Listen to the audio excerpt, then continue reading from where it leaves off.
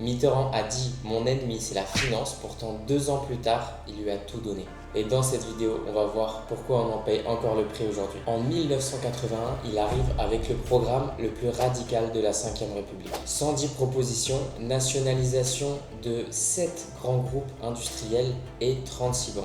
Le problème, c'est que les nationalisations sont mal exécutées, les entreprises sont achetées bien trop cher et il n'a pas vraiment de stratégie claire pour l'industrie. Ces décisions, elles entraînent immédiatement une fuite des capitaux et suite à ça, le franc s'effondre et l'inflation explose. Mitterrand va déclencher lui-même la crise qui va l'obliger à abandonner ce pourquoi il a été élu. Mais c'est pas fini. En mars 1983, il a 2 options. Sortir du système monétaire européen et reprendre le contrôle sur le franc, ou alors y rester et appliquer l'austérité. Il choisit d'y rester, sans référendum et donc sans demander l'avis au peuple. Suite à ça, il bloque les salaires et il réduit les dépenses publiques.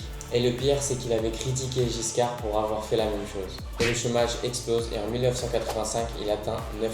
En 1986, il se voit obligé de cohabiter avec le gouvernement de Chirac, qui privatise de nouveau les entreprises qu'il avait nationalisées. Et le pire, c'est que les pertes engendrées à cause de ces reventes sont estimées entre 10 à 15 milliards d'euros. Tout ça payé sur le dos du contribuable français. Mais la cerise sur le gâteau, c'est le traité de Maastricht en 1992. Et cette fois-ci, il organise un référendum qui passe de justesse. Et en gros, ce traité, il impose à toute l'Europe ce qui avait été imposé pour la France avec la loi de 1973. Concrètement, ça veut dire que tous les pays européens transfèrent leur souveraineté monétaire à l'Europe et à la Banque Centrale Européenne, qui est soi-disant indépendante. Et depuis ce jour, chaque président a une excuse toute prête quand on veut faire changer les choses, c'est que l'Europe ne nous le permet pas. Et ça, c'est Mitterrand qui leur a offert ça sur un plateau. Le système est pourri et malheureusement, on ne pourra pas le changer, mais par contre, si tu veux apprendre à l'utiliser à ton avantage, abonne-toi. La prochaine vidéo, elle sera sur Chirac, l'homme qui a vendu au pire moment lors de la France que De Gaulle s'était donné un mal fou à ramener.